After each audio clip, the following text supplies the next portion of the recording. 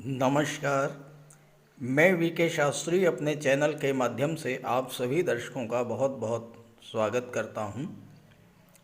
23 अप्रैल 2024 ये वो तिथि थी जिस पर मंगल ने राशि परिवर्तन किया और राशि परिवर्तन करके मीन राशि में आए थे। और जैसे ही मंगल मीन राशि में आए, राहु के साथ अंगारक योग बन गया। अंगारक योग के शुभ अशुभ प्रभावों को आप पिछले 15 दिनों से झेलते चले आ रहे हैं। आज के वीडियो में मैं आपको बताने जा रहा हूं उन 9 दिनों के बारे में जब अंगारक योग का विशेष प्रभाव आप पर रहेगा और आपको विशेष सावधानी बरतनी होगी। हालांकि इस दौरान अगर आपने उपाय किए तो आपको बहुत बड़ा लाभ भी मिल सकता है। ये विश्लेषण आपकी चंद्र राशि के आधार पर किया जा रहा है और वीडियो के अंत में मैं आपको मंगल के उपाय भी बताऊंगा। ज्योतिष शास्त्र का एक सिद्धांत है कि कोई भी ग्रह अपना पूरा फल तभी दे पाता है जब वो अंश बल से मजबूत हो, युवावस्था में हो, और ये तब होता है जब उसका अंश बल 12 डिग्री से 18 डिग्री के बीच में हो। ये मैं आपके सामने 9 मई की कुंडली प्रस्तुत कर रहा हूँ। आप इसमें मंगल का अंश बल देखिए। मंगल का अंश बल है 12 डिग्री। 12 डिग्री का मतलब यह है कि मंगल युवावस्था में प्रवेश कर चुके हैं और अपना पूरा फल देने में सक्षम हैं। और ये स्थिति है 9 मई की। अंगारक योग भले ही 23 अप्रैल से प्रभावी है, लेकिन मंगल और राहु का जो अंगारक योग है ये अपने चरम पर होगा 9 मई से। अब इसके बाद देखिए, अगली डेट मैं आपको दिखा रहा हूँ। 9 मई के बाद मंगल का अंश बल बढ़ेगा, 12 से 13 डिग्री होगा, 14 डिग्री होगा, 15 डिग्री होगा, 16 डिग्री होगा, 17 डिग्री होगा और 18 डिग्री होगा। और ये देखिए, मंगल का अंश बल 17 मई की ये कुंडली है। 17 मई को मंगल का अंश बल 18 डिग्री होगा। तो इसका मतलब ये है कि 9 मई से लेकर के और 17 मई के बीच में मंगल युवावस्था में होंगे और अपना पूरा फल, अंगारक योग का पूरा पूरा प्रभाव आप पर पड़ेगा। 9 मई से लेकर के 17 मई के बीच अंगारक योग का पूरा पूरा प्रभाव आप पर रहेगा, क्योंकि मंगल 9 मई से 17 मई के बीच 9 दिनों तक युवावस्था में रहेंगे, अंश बल से परिपूर्ण रहेंगे। अब आपको मैं बताने चल रहा हूँ कि इन 9 दिनों में आपके जीवन में क्या क्या परेशानियाँ आ सकती हैं, क्या क्या कष्ट आपको मिल सकते हैं, क्या सावधानियां आपको रखनी हैं और क्या करने से आपको बहुत बड़ा लाभ भी मिल सकता है। तो ये है कर्क राशि के जातकों की कुंडली। मंगल का गोचर आपकी कुंडली के 9वें भाव में है और 23 अप्रैल से 9वें भाव में अंगारक योग बना हुआ है। यहाँ पर मंगल 10वें भाव और 5वें भाव के स्वामी होकर 9वें भाव में गोचर कर रहे हैं। मंगल की दृष्टि 12वें भाव पर, मंगल की दृष्टि 3रे भाव पर और मंगल की दृष्टि 4थे भाव पर पड़ रही है। ये अंगारक योग 9 मई से 17 मई के बीच में विशेष प्रभावी रहेगा, क्योंकि मंगल अंश बल से मजबूत रहेंगे, युवावस्था में रहेंगे और 18 मई को तो विशेष रूप से ये प्रभावी रहेगा। और 18 मई को आपको बहुत ज़्यादा सावधान रहना होगा, क्योंकि 18 मई को मंगल और राहु दोनों का अंश बल 19 डिग्री होगा। मंगल और राहु दोनों एक दूसरे के बहुत नज़दीक होंगे, इसलिए आपको बहुत सावधान रहना है।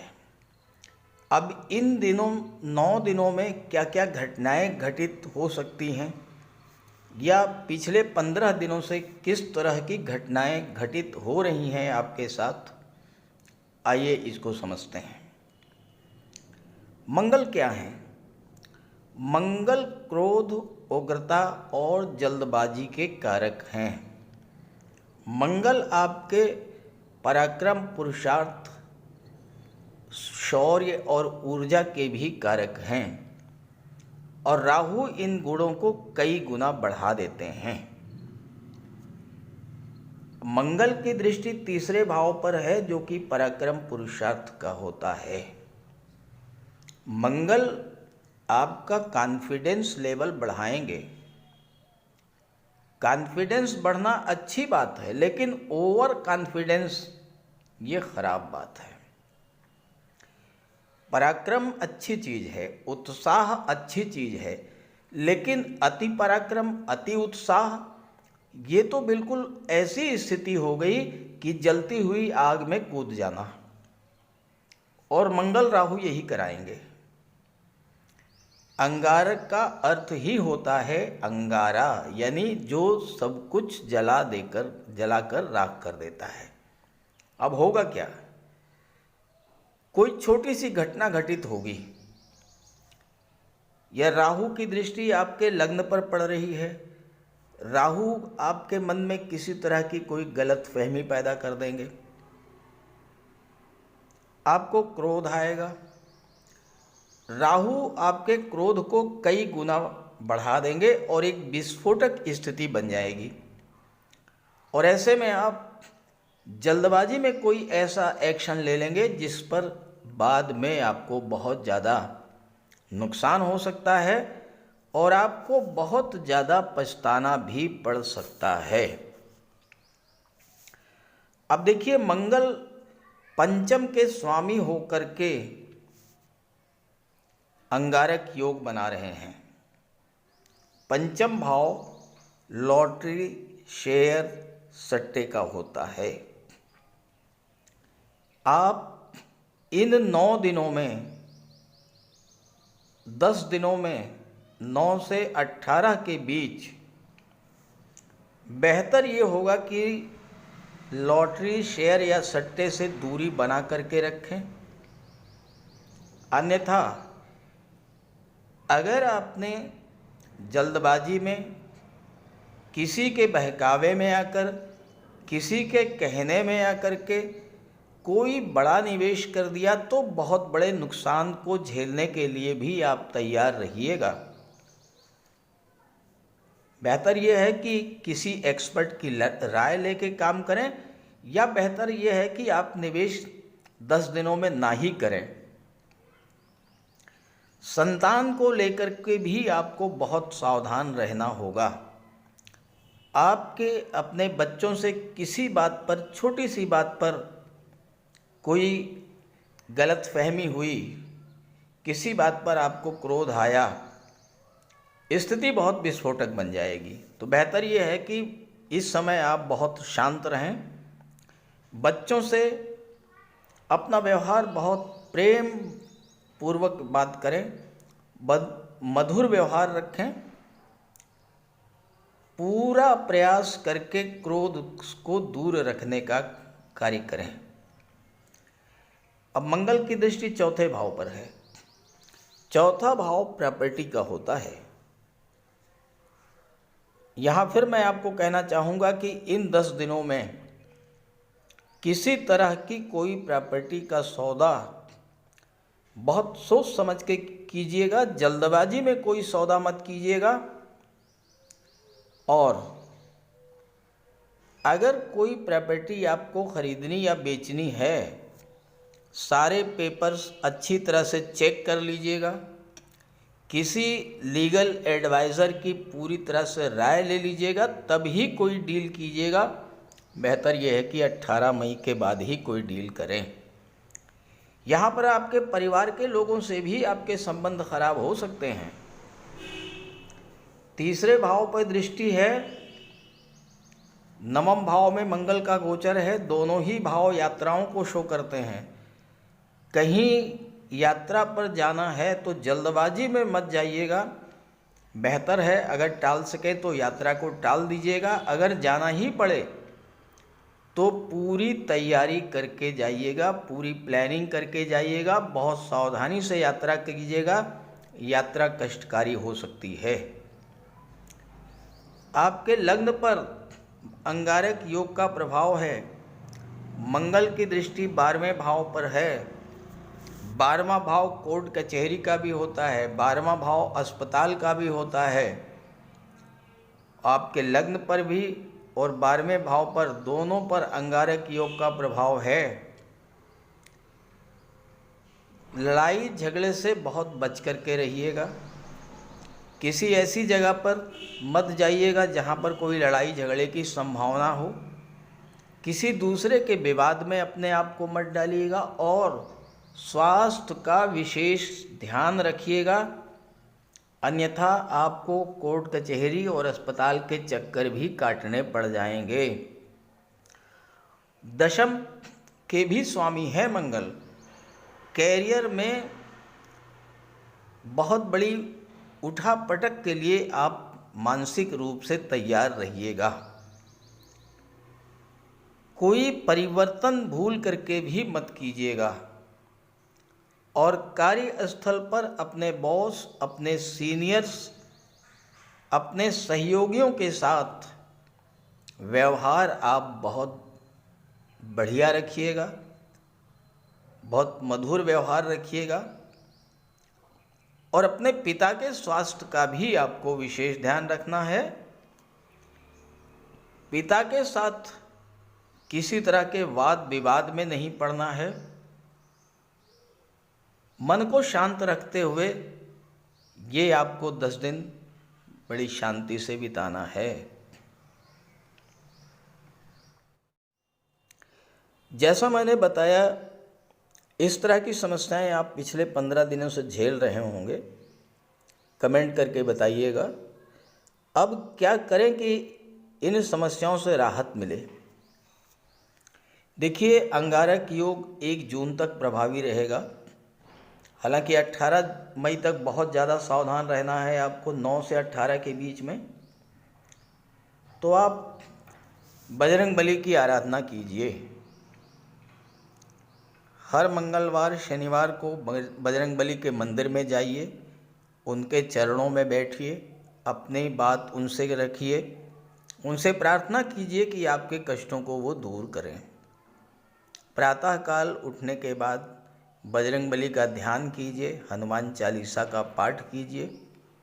और जब भी आपका मन अशांत हो, जब भी आपको क्रोध आए, आप जहाँ भी हैं, घर में हैं, ऑफिस में हैं, बिल्कुल शांत होकर के बैठ जाइए और अपने सामने एक गिलास में जल भर के रख लीजिए।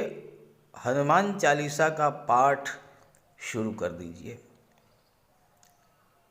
जब पाठ पूरा हो जाए, उस जल को ग्रहण कर लीजिए। इसका प्रभाव ये होगा कि आपका क्रोध शांत हो जाएगा, मन आपका शांत हो जाएगा। जल्दबाजी में कोई निर्णय अगर आप लेने जा रहे थे तो वो समय टल जाएगा और बाद में आप शांति से सही निर्णय ले पाएंगे। अब अगर आपने मंगल के उपाय किए, बजरंग बली के शरण में गए और मंगल राहु की ऊर्जा का सही तरीके से उपयोग किया, तो यही अंगारक योग आपके भाग्य में बहुत बड़ी वृद्धि करने वाला होगा। छात्रों के लिए ये समय बहुत बेहतर होगा, क्योंकि उनके अंदर मंगल और राहु दोनों की ऊर्जा होगी, पढ़ाई में मन भी लगेगा, पढ़ाई पर आप फोकस कर पाएंगे और सफलता भी मिलेगी। अगर आपका कोई एग्ज़ाम इंटरव्यू इस गोचर काल में है, कार्यस्थल पर भी आपको सफलता मिलेगी। कोई महत्वपूर्ण जिम्मेदारी आपको इस समय मिल सकती है, कोई बड़ा चैलेंज, बड़ी चुनौती आपको मिल सकती है और उसको आप पूरा भी करेंगे। और इसके अलावा जो लोग राजनीति में हैं उनको भी ये गोचर काल मंगल राहु का अंगारक योग बहुत ज़बरदस्त सफलता देने वाला होगा। शर्त यही है कि वो मन को शांत रखें, व्यवहार बहुत मृदु रखें और मंगल और राहु की ऊर्जा का सही तरीके से उपयोग करें। मंगल राहु का अंगारक योग इतना प्रभावी है कि इसके प्रभाव से आपकी भाग्योन्नति तो होगी ही, आपके भाई बहनों की भी भाग्योन्नति हो सकती है। विदेश संबंधी कार्यों में भी सफलता मिलेगी क्योंकि मंगल की दृष्टि 12वें भाव पर है और राहु विदेश के कारक होते हैं।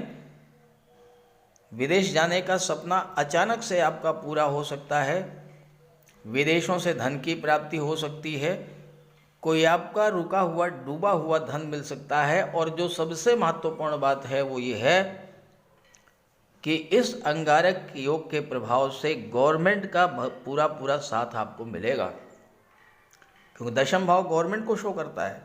आपके जो भी कार्य गवर्नमेंट ऑफिसर्स के द्वारा किए जाने हैं, सरकारी अधिकारियों के द्वारा किए जाने हैं, उन सभी कार्यों में गवर्नमेंट का सहयोग मिलेगा। आपके सभी काम